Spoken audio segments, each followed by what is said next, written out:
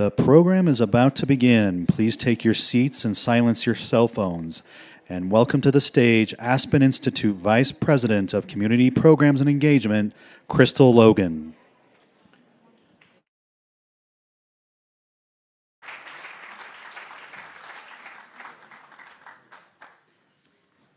Welcome, everyone. It's great to see you all. I welcome you to this special McCloskey Speaker Series event. First, I'd like to thank Bonnie and Tom McCloskey for hosting this series of talks. And I also want to thank all of our Aspen Society and community donors who help us do what we do here in Aspen. The community programs alone hosts about 60 days of programming every year, year-round here in Aspen. So many of those programs are for teenagers, so I hope you'll join us if you haven't already. We're thrilled, and finally, I want to thank all of you for joining us this evening. We're thrilled to have Governor Jim Pillen as our special guest speaker this evening. Governor Pillen is a veterinarian, a livestock producer, farmer, entrepreneur, regent, and the governor of Nebraska. Bravo.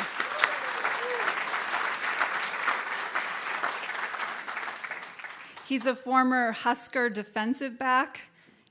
He holds a Bachelor's of Science degree in Animal Science from the University of Nebraska, Lincoln.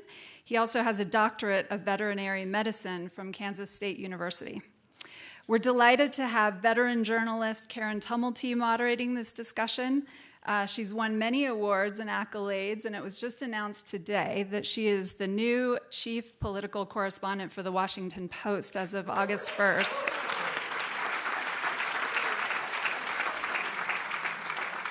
Congratulations. Please join me in welcoming Governor Jim Pillen and Karen Tumulty. Thank you so much, and it is such a delight to be in Aspen or anywhere that isn't Washington today. And thank you so much for inviting me. And Governor, I was surprised to learn about you, that you are the first working farmer to be governor of Nebraska in a century.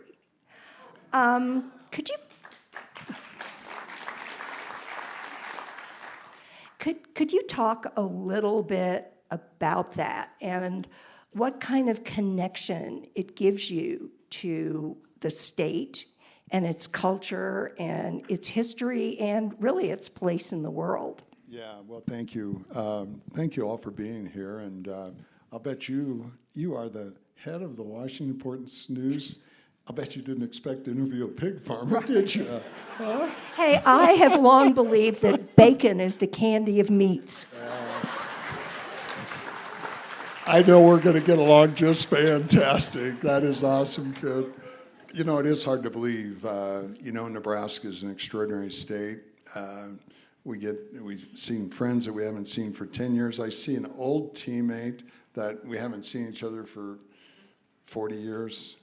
Crazy stuff, and yet it's like we've known each other just yesterday, like we just finished a conversation. What's awesome about Nebraska, everywhere I go, I love asking the question, what do you love the most about Nebraska? Anybody that moves to Nebraska, they can't get it out fast enough. The answer is it's the people. And then us lifetimers, we get flustered, we kick the dirt. We don't know what to say because we're extraordinarily humble and just hard work. And so being governor of Nebraska is a privilege off the chart. And I think coming from agriculture, got a lot of stuff under my fingernails. In agriculture in rural Nebraska, it's about neighbors and relationships, helping each other no matter what the set of circumstances are, and lifting people up. And we do it every day, and we've been doing it for 153 years, and we simply don't know anything any different. I think being governor from agriculture has been somewhat a part of the master plan and God's calling. We have in Nebraska, you can't believe this, but we have the largest, most sustainable underground aquifer in the Western Hemisphere. And we have what's called natural resource districts, 23 that have been doing a really nice job of managing and keeping track of depths of wells and so forth.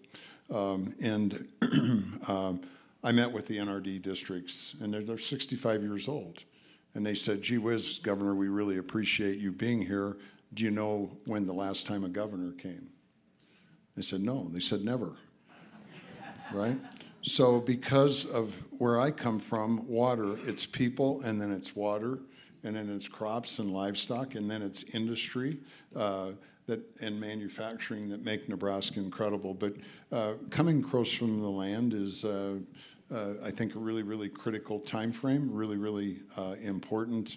Nebraska's 500 miles long, 250 miles wide, and we roughly have 24,000 acres of rangeland for 2 million mama cows, and then we irrigate the most ground in any country in the United States. And we were just bragging about in Nebraska, we had 4 families. When you fly and you see these circles everywhere, that's called center pivot irrigation. Nebraska, 4 families pioneered those. 2 are now public. One's called Lindsay and one's called Belmont. The other 2 are still family owned, and it has 100% of the market share globally, all irrigation. So all these things happen in Nebraska, and like I say, nobody knows about it. So I think coming from hard work, coming from never giving up, grit, determination, and treating nickels like manhole covers, as my father taught us, are really important things. So, and again, it's the people, and it's such an extraordinary privilege to be the governor of Nebraska. I get goosebumps. I have goosebump moments every day. It's off the charts. Well, so much of what is coming out of Washington these days seems to really have big effects in rural America, whether it's immigration or Medicaid, which helps sustain rural hospitals, or tariffs. President Trump endorsed your opponent in the primary. You both seem to have gotten over that. But you've been traveling quite a bit since he was inaugurated, back and forth to Washington.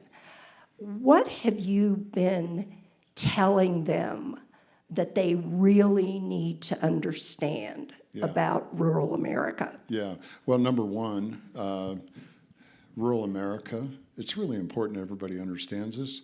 We feed the world and we save the planet when we're doing it. There is nobody in the world that can do it like we do in the United States of America and like we do in Nebraska and Heartland.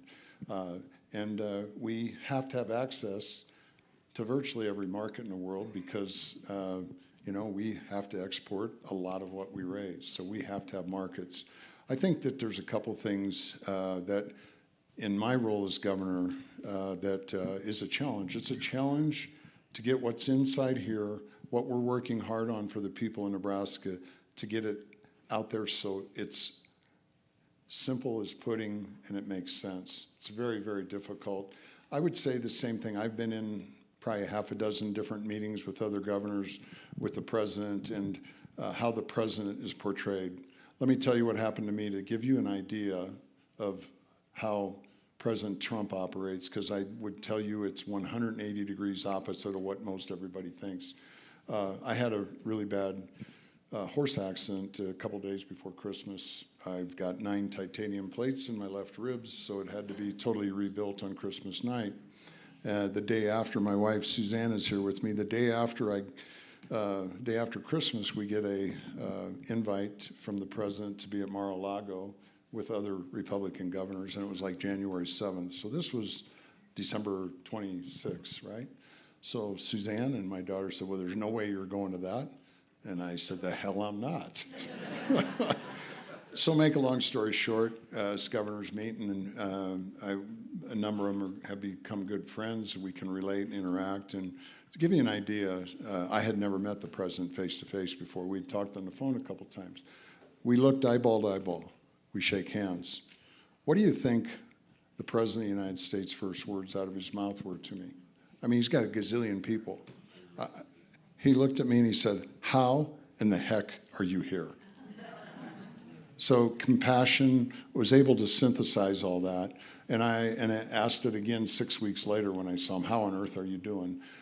So, you know, I think that the thing I think that is really, really important that we aren't all going to agree on everything. No way, God help us if we did. But I think what's really, really important is when a person is portrayed as something different, if you know somebody's heart, I view it as compassionate to put it there. And I think that's really, really a big deal. Getting to the meat of your question, I think that there's a couple things that I believe in wholeheartedly that I think is really, really important. I believe, you know, my best friend still can't believe I'm governor. You know, I can't stand government. I want it out of my hair. I can't stand politicians. Drives me crazy when people want to be more, they care more about being elected than doing what's right. Right? It's crazy. And, you know, there's a lot of stuff. And one encouragement I would give everybody, it doesn't matter what color vest you wear, when you start working on who you're going to vote for, find out what the person is made of. Find out who they are. Don't get so hung up on what they're going to do, what they're going to claim, and all that hogwash. Find out who they are, and are they going to stand strong to who they are, or are they trying to get elected to be somebody? We've got too much of that stuff. So I'm a believer that we have to have safety. I've been to the border 3 times in my early days. It was really, really tough stuff. And so I'm 100% in favor of the security, supporting President Trump everywhere. I went down one time early. These are stories you won't read about, you won't hear about. I went to Eagle Pass, and I wanted to get there 2 hours earlier than anybody else was there. So we went up and down the street. I met a family that said, "We live a couple, 3 miles north of here, small little ranch. We've got not that many cattle." We were gone, and people that it came across, there are criminals and terrorists that have been coming across. And if you don't think that, here's what these people, their little ranch got broke into. They killed an 800-pound steer, okay? Well, they butchered it on this family's in their bedroom. That's what I'd call a terrorist. That's what I'd call a criminal. And there's a bunch of those in every city in America, and it's a bunch across Nebraska. We have to get them arrested and get them out of our countries and our communities, keep us safe. So security is the first thing. And then the second thing that I think is really, really important in agriculture, I've been a believer for 40 years in what I call free, fair, balanced trade. And what we have been doing, I know I look like I'm only 50 years old, just kidding. I'm a 1974 high school graduate. Anybody remember what happened on Sundays in 1974? Because I think it's really fascinating. Before 1974, you could not buy a tank, at least in Nebraska. No stores were open. And then all stores opened after 1974. We've been all duped. We've been all duped that we can buy happiness. Hell, we want to make money. We want to be successful. That's the American dream. But we've been duped we can buy happiness.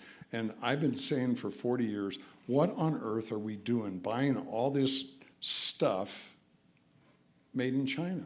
Are you kidding me? So I'm 100%, so I'm a believer in the tariffs.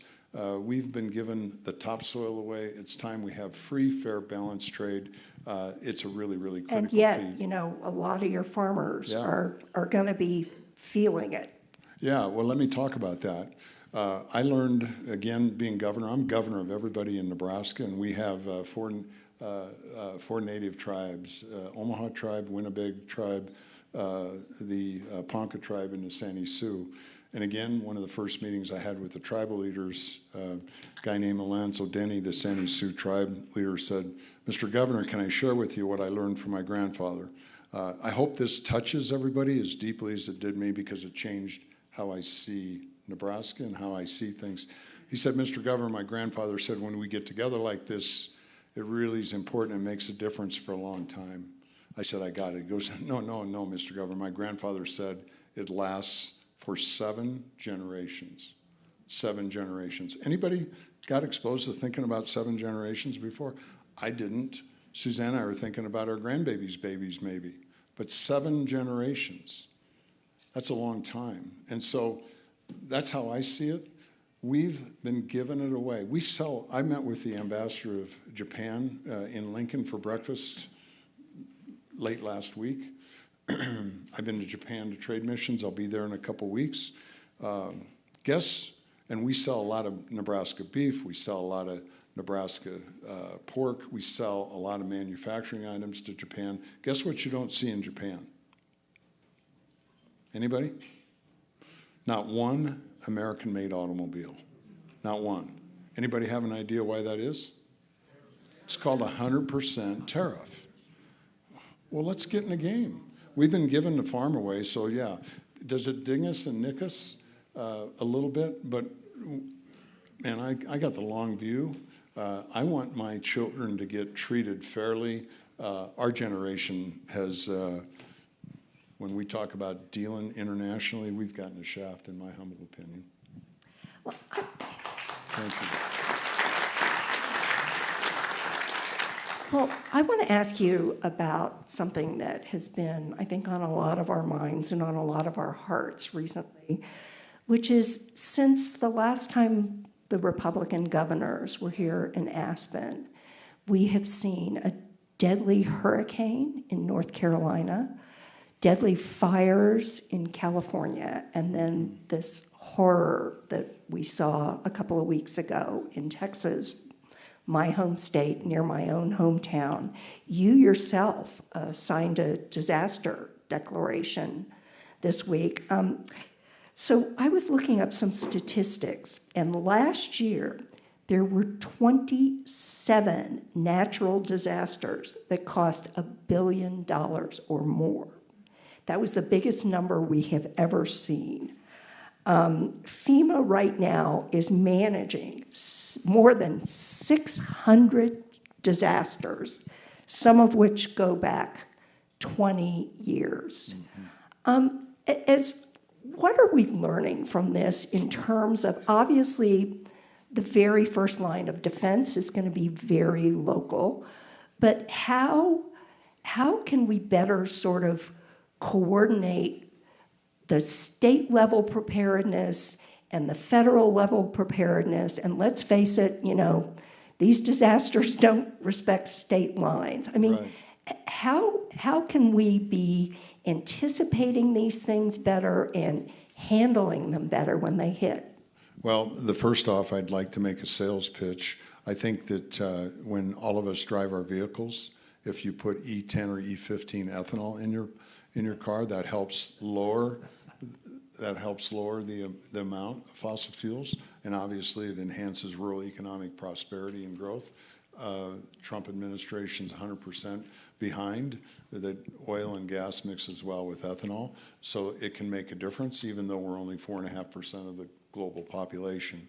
But I think that there's a couple things really important. Number one, every governor in the United States of America has to be the number one line of providing leadership so you get the best response of caring for your brothers and sisters really, really close to home.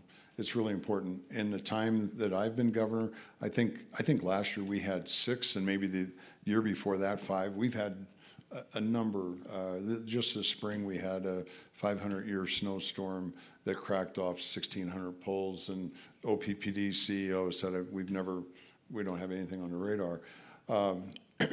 I think that what's important is that we work together.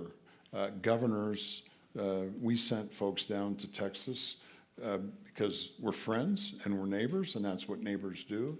At least that's what we all do in Nebraska. We help neighbors. So we sent first responders, and they just got home last night or the night before. So I think it's states' primary responsibility. I would say that And then when states can help each other. We have public power in Nebraska. We're the only state, we have a unicameral, we have public power. Public power probably saves consumers in Nebraska over $1 billion versus buying it from a traded company. But what's really awesome, you talk about a group to keep our infrastructure in play. I wish everybody could see what I've learned in the last 3 years. When we have a disaster, how everybody comes from all over the states, brings their folks, and they get things, they get power restored quickly. I think those are maybe things we need to be more focused on instead of thinking, well, federal government's going to come from wherever and bail us out. I like to figure it out myself. So I think there'll be more of that. Is FEMA going away? I have no idea. I do believe that states there's exceptions to the rule. That would be where it makes sense in the big picture in my mind. When we have a problem we can't handle, I'm going to call the governors of South Dakota, Iowa, and Kansas, and maybe surrounding a little further, and say, hey, we need help, and we'll be back to help you. I think those are things that can give us better value as taxpayers and have I think we all agree, when we have a problem, the closer to home we solve it, it gets fixed faster. Does that make sense? Yes. So. And so you mentioned your international travels as well. I mean, people probably think of, you come from a landlocked state, but the degree to which agriculture is actually a national security issue. And, for instance, it was Senator Bob Dole who championed the Food for Peace program. It was a diplomatic tool, and now it's one of the things that is going to go away as the administration is dismantling AID. Could you talk a little bit about, again, as you travel overseas, what kind of role does states like yours have in national security? And also, you've had some concerns about, who is buying up the land in America and that sort of thing as well. Yeah, well, I think that there's a couple things that I think are important to talk on this conversation. Number one, it's really, really important that everybody in the room, so far in trade missions, my first one was to Vietnam, and I selectively chose that because I was old enough to know but not go. And I had a neighbor across the 200 yards across the way that had a severe head injury, had a very difficult life. I grew up in a little town called Platte Center, 100 miles straight west of Omaha, and I can remember exactly where I was when I was 10 years old, and we found out Tuffy got killed in the Vietnam War. So we went to Vietnam for our first trade mission. And every meeting, and so far we've been to Vietnam, South Korea, Japan, Czech Republic, Prague, and Germany. Every single meeting, it's really important that everybody understands this, every single meeting starts with, thank you to the United States of America. Every single one. I'm getting a goosebump. Is anybody else getting a goosebump when you hear that? And then the second is they say thank you to the veterans. Thank you to the veterans who have played such an incredible role in our security. And the last day we were in Vietnam, the Prime Minister had seen where we were everywhere in South Vietnam and then in Hanoi. So we spent the night before we left, we had an hour meeting with the Prime Minister. And we were talking about our countries. And we were talking about my friends that served in the Vietnam War and how they loved the people of Vietnam. And if there's any Vietnam veterans here, yeah, so hope this fills your heart. The Prime Minister of Vietnam said, Jim, please go home and tell your friends who are Vietnam veterans, thank you. Thank you to the government of the United States, and in particular, thank you to the Vietnam veterans. Because today, we have 110 million people in Vietnam. We have 50 million people that are under 40 years of age that have no idea what was going on. And we have a thriving Western economy that is the envy of all of Southeast Asia, and we would not be the people we are without the United States of America. I hope that from the Prime Minister of Vietnam helps a little bit, because in the end, that's who we are and what we're doing. I think it's incredibly important that we recognize how we're respected around the world and what our ability to keep us safe and keep people around the world safe. And as I say, as we have a gigantic impact on feeding people. Vietnam, Nebraska, we just opened 2 soybean processing plants. I just had a ribbon cutting last week, and we will process, those 2 plants will do 25% of the soybeans raised in Nebraska. And Vietnam needs help because the Mekong Delta, to feed them, they're putting 3 crops, it's sinking. They're going to be buying Nebraska soybean meal, only raise 2 crops to save the Mekong Delta, and we're having an impact on people around the world. Those are things that get me jacked up about what we can do in this country, what we can do in Nebraska, what we can do for people. And that there are people in your party who really think that the United States should sort of withdraw into itself. How do you, as you're traveling, as you are hearing these stories, as you are really looking at boosting trade, how do those voices sound to you? Well, I think that for us, the voices sound like how I've been doing things for 45 years. I believe we can compete with anybody in the world. We live in the greatest country in the history of civilization, and if you live in Nebraska, it's the greatest place ever. So, but you know, I think it's really, really important is what do we believe? I believe that there's nobody that can do anything what we can with the American dream and the innovation, the entrepreneurship, and what we can do for people. However, I think it's incredibly important that we understand that we have foreign adversaries.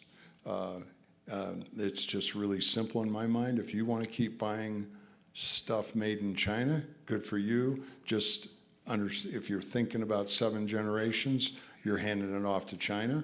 I'd encourage you to really, really think deeply about it. 7 generations is the long game. That's the game we should be playing. And I think it's really important when we think about foreign adversaries, communist China. I could tell you about another virus that came in 14 that wrecked things in the livestock industry. None of this is a shock. So I think it's really, really important that we understand. I have the privilege in Nebraska. Has anybody heard of Offutt Air Force Base? Offutt Air Force Base is the most significant, one of the most significant Air Force bases in the Western Hemisphere. The planes that would lift up when 9/11, one of the planes came from Offutt that had the president up. We have reconnaissance flights going a dozen every day around the world that comes from the 155th Wing. I have the privilege to work with 4-star General Cotton. He heads up, out of Offutt Air Force Base, global nuclear deterrence. It's a 3-year term, and we met 3 years ago. Tony's face is war. And the gap between our foreign adversaries, because they're working together to take us out, has closed. We have to recruit the best and the brightest of the next generation so that we can maintain that distance and maintain that superiority. I believe what took place several weeks ago was gigantic. Nuclear deterrence has to take place, and we absolutely have to protect our brothers and sisters in Israel. It's who we are.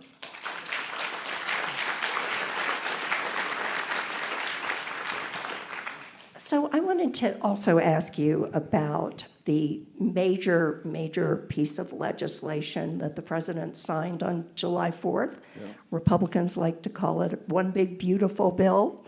It's actually the title of the bill. There's a lot in there. Yeah. There's cuts to Medicaid, most of which will take place after the midterms. There are cuts to the SNAP program. 8%, what most of us grew up calling food stamps. I mean, 8% of Nebraskans are dependent on SNAP, and it's a lot of farmers are affected by that. There's immigration provisions in there, meat packing plants and, agricultural facilities probably couldn't run without undocumented labor. As you are looking at all these things, rural hospitals, what in that bill do you like? What would you like to have changed? How are you going to sort of manage your own state's existence in this new reality? Yeah, there's a piece of this that really is fascinating to me, how some people have reacted to. For Nebraska, the big beautiful bill. It was funny when we had a ribbon cutting at this $1 billion soybean processing plant. The person called it a big beautiful plant. So that tells you how we're thinking in Nebraska.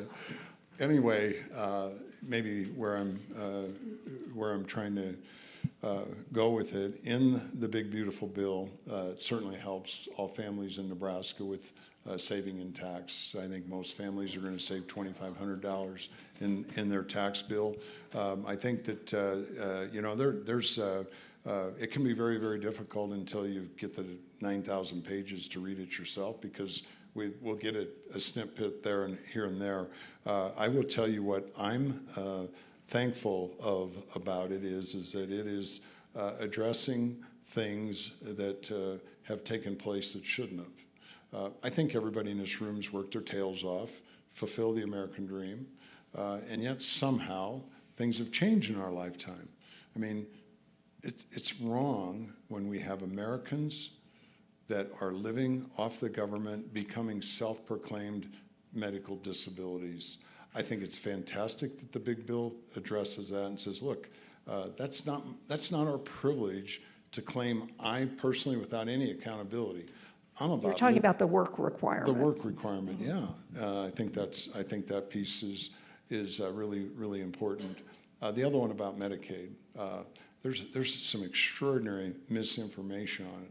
I will tell you what happened to me. I'll try to do it really quick.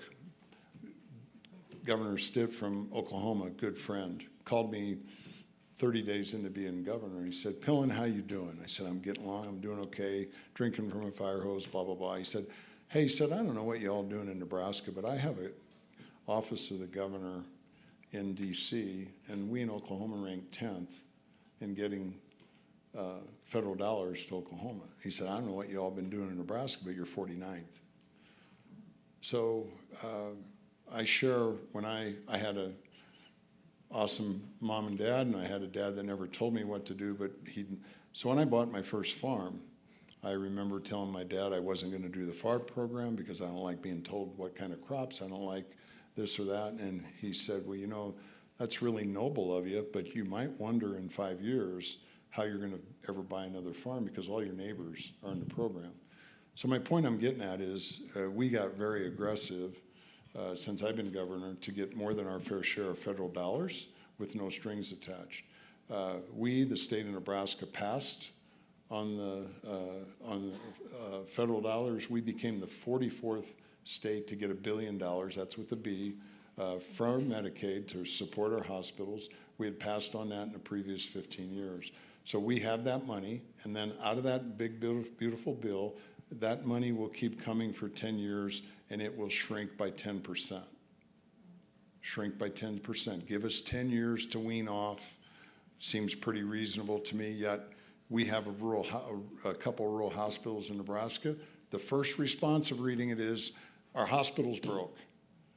I'm going to call the person and say, I believe in belief. If you believe you're broke, you'll be broke. If you believe you're going to make it, you're going to make it. So how we interpret this stuff, thinking government's going to do everything for us, I'm not in that camp. I believe Medicaid, we will have Medicaid dollars to take care of. Now, we have some severe problems taking place. There are people,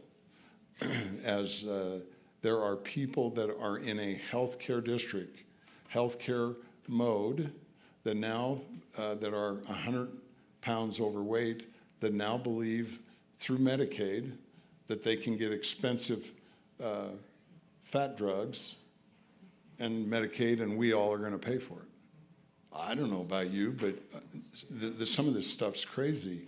So where Medicaid, what we're doing with those dollars from how I grew up, just doesn't make sense. We have to get at the head of the problem. My lifetime in the livestock industry, we started getting blamed 35 years ago. So I've been fighting this thing for 35 years. We've been blamed that our cattle and our pigs were causing people to be obese and have heart disease. I think we understand processed foods. Have you spoken to the Secretary of HHS about this? Yeah, I sure have. I've told the Secretary, look, why don't we start at the grocery shelves? Of all the things that we've been duped on, and it really gets after the people that are poor, that it is nothing but, it's starvation in the midst of plenty. We are eating this crap that publicly traded companies are making, and it has no nutritional good in it. It's got nothing but carbohydrates and sugars in it. So those are things that are causing our Medicaid to skyrocket. And hey, we will be, if we don't do something dramatic now, we will be a one-payer mix, and that's not how I see the world. We have to solve it. We got to stop putting this stupid stuff in our mouth and take care of ourselves. It's a big deal. It's gigantic. It's gigantic for our kids and the next 7 generations. And could I ask you about immigration? Yeah. Because, the president has indicated that maybe the hospitality industry and agriculture need to be given a little more leeway with these workplace sweeps that we've been seeing. You recently had a fairly big one in Nebraska. Yep. As you mentioned the need to get dangerous people out of this country, but from what you've seen, from what you've experienced, how do you think the administration is also drawing the distinction as they are talking about deportations between people who've just been living here and kind of minding their own business and people who are actually dangerous? Yeah. Well, I think there's a couple things that are really important. So number one, I haven't not had the privilege to have a face-to-face meeting with the president. I have had conversations with several in his cabinet, in particular Madam Secretary Rollins. I think there's a couple things that would really be helpful for people to understand what's going on. And so all of us agree, right? Government's jobs keep us safe. We don't want criminals living next door to us, wherever the hell they're from, it doesn't matter, right? Even if they're lifetime citizens, we don't want criminals keep us safe. So I think we agree with that. So I support the 287G. I support, we just got a thug off the streets of Omaha last week that is the most wanted in Venezuela, for crying out loud. That was let go and come in. So there's more of those. The other thing, I'm very, very supportive of what President Trump did, and I don't know if many saw that President Trump, and I said this after I became governor in the first trip that I was down, meeting people at the border. Is everybody aware that the president named the cartels terrorists? It's a pretty big deal. I can tell you, if I was president of the United States, I'd be going in and taking the cartels out, without a shadow of a doubt. It wouldn't even be a thought process. I'd get that done before supper tonight, because when you talk about what is a risk for our families and the drugs, and I mean, we have pictures of what the cartels were doing. They were packing young kids like mules with synthetic methamphetamines that came from China and tons of fentanyl that's coming from the cartels. So I think that is really, really important. Let's talk about Nebraska. When Suzanne and I moved back after we got our doctorate, there's a processing plant that processed beef. I had high school classmates that worked in it. They were making in 1983, from 74 to 84, they made $25, $28 an They laughed at me for going to school 9 years because I had debt, and they were buying farms because they were making a lot of money. And then we had a neighbor that was a cattle buyer, and you guys will remember Jimmy Morris. Jimmy never worked for 2 years because there was a strike on. So the meat packers broke the unions in Nebraska in 1986. So what took place then is as those prices, what they paid for labor came down, folks started coming in. And so here's where I'm at on immigration. It's really simple. Get the criminals out. The people that have been here working hard for a long time, we have to get the federal government to do its job. Let's find a pathway. It's critical. No amnesty. If you came here illegally, and you've been clean for 25 or 30 years or 15 years working hard, no amnesty. There's no pathway to citizenship, which means there's no way you can vote, no way you can hold elective office, but you can have that type of citizenship so you can pay and be part of the community and live. We have that. We have to do that. In Nebraska, we have about 330,000 Latinos, and it would be the same in every state. I think it's pretty clear, 40 to 50% are here undocumented. So we have to figure it out. I'm not a genius. I'm just telling you we got to be pragmatic. We got to deal with it. So I'm not for buses and massive deportation. I don't support that. So we're going to go to questions in just a few minutes, but I just wanted to ask you a purely political one very quickly. I don't do politics, sorry.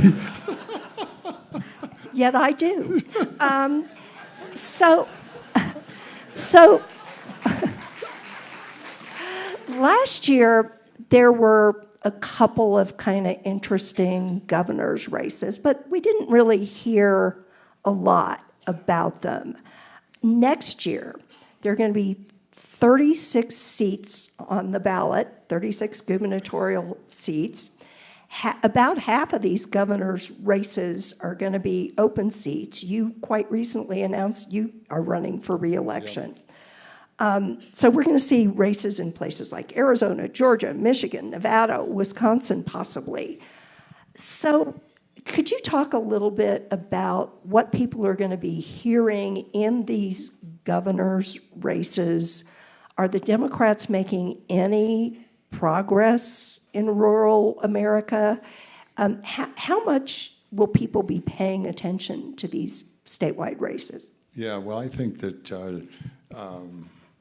what's really, really important for all of us, if there's any message, we all got to be a part of the process.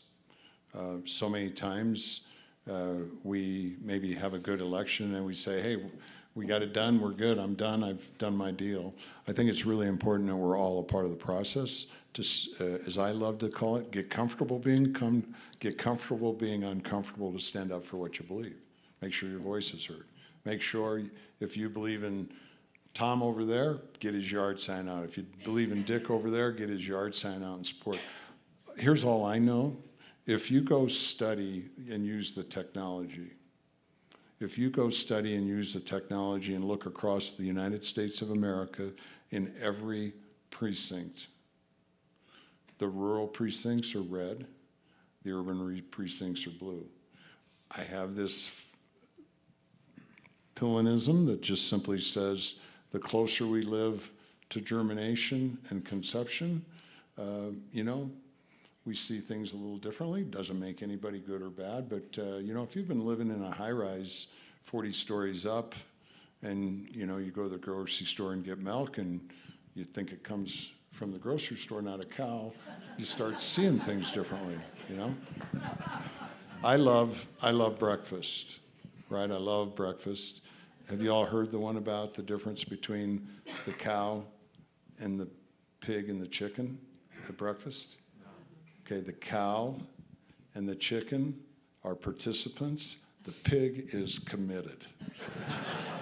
Okay, I didn't have to explain that. We're making progress. That's awesome. So we have, I think, a couple of microphones out there. If there's anything you're wondering about that I neglected to ask, please, we would love to hear from you. And here we have somebody right in the front row. Yes, ma'am.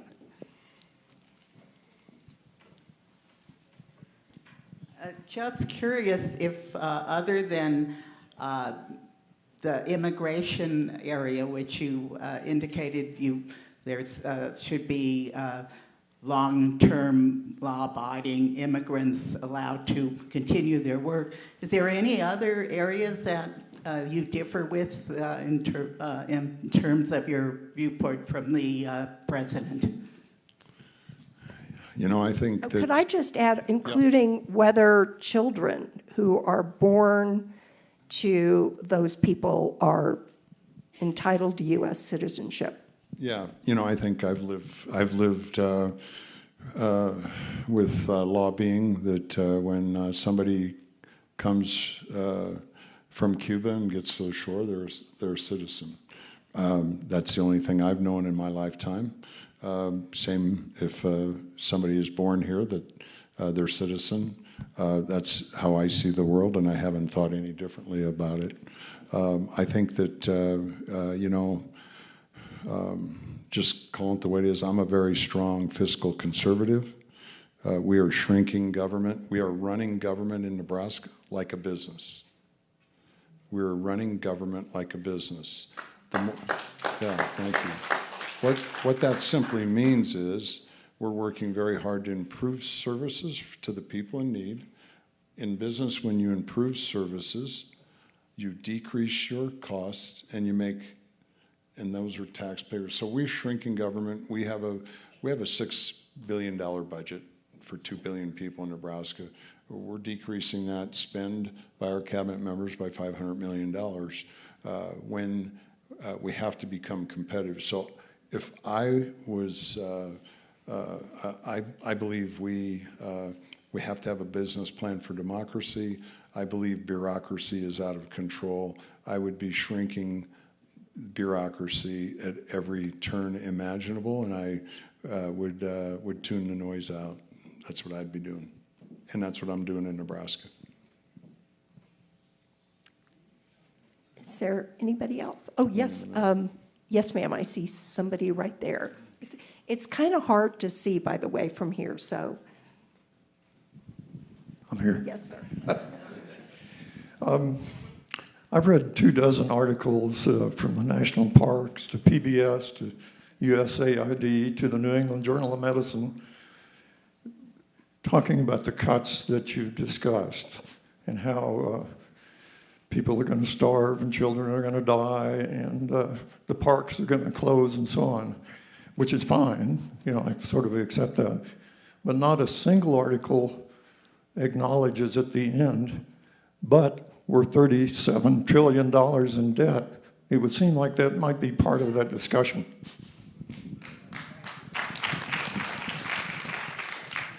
Yeah, in Nebraska, we have a constitutional amendment. Highest calling, first thing we do is balance the budget every year. We don't live on debt. We operate within our means every single year, and we've been doing it for 154 years. And you know, seriously, since I've had this government is all ass backwards, totally ass backwards, because everybody's incentivized that when you call your representative and you want something from them, everybody wants to fulfill your call and give you what you want, which does nothing but bloat government. Get this one, Nebraska, for crying out loud. I mean, President Trump got 83% of the vote. We're a pretty red state. You know how many bills were put forth by 49 legislators last session? 750. Now, do they grow government or shrink government? So everything is backwards, and we got to have more people that don't have to be somebody that are going to stand up and run government like a business. Democracy depends on it. If we keep bloating this, I've spent time in Denmark, we're going to be like Denmark, and I believe in the American dream. I believe, does anybody like being told what to do here? Yeah, that's where we got to shrink it and cut it. And of course, what we learned in the late 90s is that one of the biggest budget balancers there is a strong economy. Yeah. Yeah, well, there's no question, and that's what's so awesome about the American dream. Innovation, entrepreneurship, risk-taking. Get government out of our hair, so government's not taking it. I'm a believer in innovation, education, not regulation. We have the Ogallala Aquifer, the largest, most sustainable underground aquifer in the Western Hemisphere. Water comes from we have the sandhills. It's the largest sponge in North America. Snow, 100 inches of snow, you get 25 inches of rain. All of it goes down, helps replenish along with the rivers. We put forth, utilizing the latest technology now, that we want to measure how much water we're using. So we're calling it water quantity, water quality, because if we measure, anybody in your homes, do you have to restrict your water here in Aspen? If you measure your water on your lawn today, will you use more water tomorrow or less? If you know how many gallons, you'll use less, right? That's what that's what we're working on in Nebraska. So our aquifer, because we have folks from all over the world who want to come to Nebraska and make hydrogen electricity. By the way, we're short on electricity everywhere. We are in Nebraska as well. Hydrogen electricity is the most inefficient form of electricity. Why they come in Nebraska? Because we got all the water, and guess what? We ain't giving our water away to anybody. Yes, ma'am. I see a hand up right there in the middle.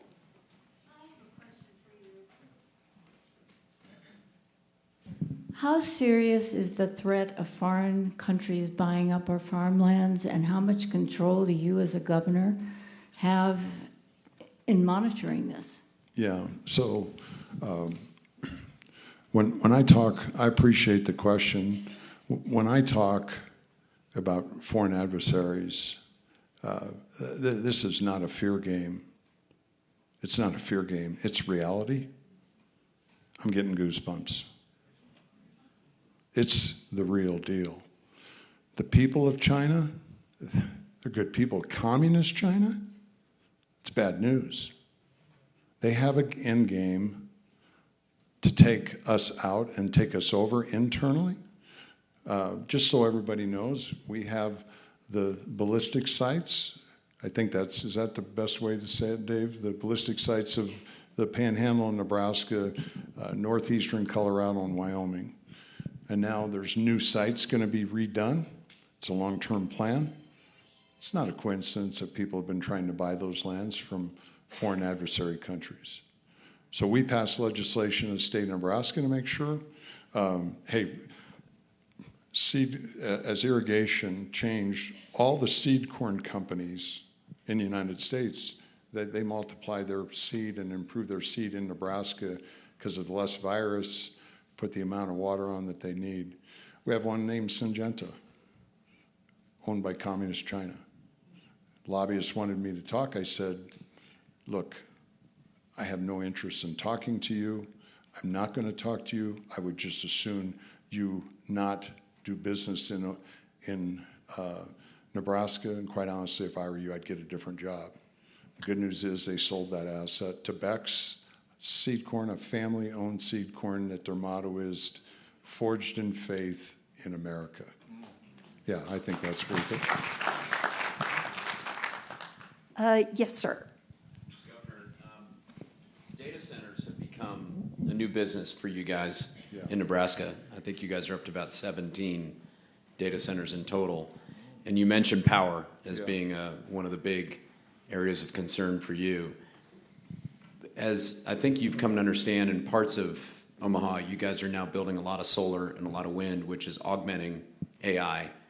But the big, beautiful tax bill took out a lot of those incentives to build that renewable power. What is your position on continuing to build renewable power in your state? And will you continue to bring tax incentives for the big hyperscale customers to invest in your state? So the answer is for tax incentives for, Nebraska, we rank number 2 in the United States of America in utilizing our electricity for data centers. We've done more than our fair share. Tax incentives, as long as I'm governor, for more data centers is 0. We're going to get legislation change. It makes no sense. We are not doing that much solar because our land in Nebraska, because of our aquifer, is way, way too valuable. There's places where it can go, but there's a county called York County, some of the best land, and there's something that took place 10 years ago, but it makes no sense. There's no support. We have a fair amount of wind. We don't have as much wind as what they have in Iowa. So I'm a believer, without a shadow of a doubt. We're getting more energy from natural gas to create energy. And then the other that we passed legislation for $1 million to study for nuclear modular reactors. That's got to happen. It's got to happen quickly. Nebraska's not alone. Just calling it the way it is. If we don't get power going, and AI uses so much power, we will know, and if we keep doing AI and keep doing data, we're going to know everything under the sun we can do, and we ain't going to have any power to do it. That's going to be a heck of a shape to be in. Right? Does that make sense? It's crazy. So that's what we walked into. Day one being governor, started asking questions, and I was stunned. And we're losing things in Nebraska because we're virtually out of power. OPPD, Javier Fernandez is making things happen. We got to do more, and we got to do it quickly. We have a lot of access to natural gas, which we can get that done and get some going. But it's whatever states get after it with electricity is going to win the game to grow. We have extraordinary opportunities with the bioeconomy. I don't know if anybody's aware of the bioeconomy, but what you can make from ethanol. I mean, we are making plastics, amino acids. We are making polypropylene. We have plants where we will be making sustainable aviation fuel. The ambassador to Japan, gigantic in the Pacific Rim for sustainable aviation fuel. Nobody can do it off the corn in our ethanol industry like we can in Nebraska. So those are things that I believe are really, really important, and we have our electricity for. There's a lot of states that have only used 2% of their electricity for data centers. I think everybody needs to catch up with us before we do more. I think we have time for maybe one more question, and yes, ma'am. I couldn't agree with you more about your comment on how we're eating processed foods. Yeah. They're calling them ultra-processed foods now. My mother-in-law used to call them GUP. I call it poison. But how can the states help get rid of those foods, or is that a federal issue? How do we get back to eating real food? Yeah, it's a great question. How do we get back to eating real food? One of the things that I'm so excited to partner with President Trump on, and you don't hear this in the meetings. I was in 3 different meetings there were probably 40-some governors, so Republican and Democratic governors. President Trump said, look, the United States, I am here to help every one of you governors. Democratic governors and Republican governors, because for the United States of America to be who it is, all states have to thrive. All states is who makes it happen. And he has said, and if I get a call from a Democratic governor or a Republican governor, I'm calling the Democratic governor back first. It's really, really important the states lead the way. It's really important that each state, so in Nebraska, we're working hard. We're about lifting up. First session, summer EBT. Is anybody familiar with summer EBT? Summer EBT, when the pandemic hit, kids would have had a lot of problems. Would we all agree when we were isolated, living in isolation, that we would have problems? You would have thought that the calls to Health and Human Services would have escalated, right? well, they fell like a rock because our kids, advocates are their teachers. So kids that were growing up in tough circumstances did not have teachers to advocate for them to Health and Human Services. Make sense? So we had summer EBT that year. Kids in need got $40. And so the next year I said, I'm not doing summer EBT in Nebraska. And then I met with kids and I saw what the program of the foods were. And I said, I made a mistake. Our kids have to have good food. We did a Nebraska way to say the $40, here's what you're gonna buy, the best value for your $40, and it's not gonna be pop. The last time I checked, pop is not a food group, for God's sake. And we, the government, should not be paying for food stamps to buy pop. So we've got a SNAP waiver, but in this, what the states, what we're gonna do in Nebraska, we really can make a big difference on getting great food for our kids at school, for breakfasts and for lunch. Kids in poverty are eating horrible. We have to help them, and states can make a difference doing that. Well, Governor,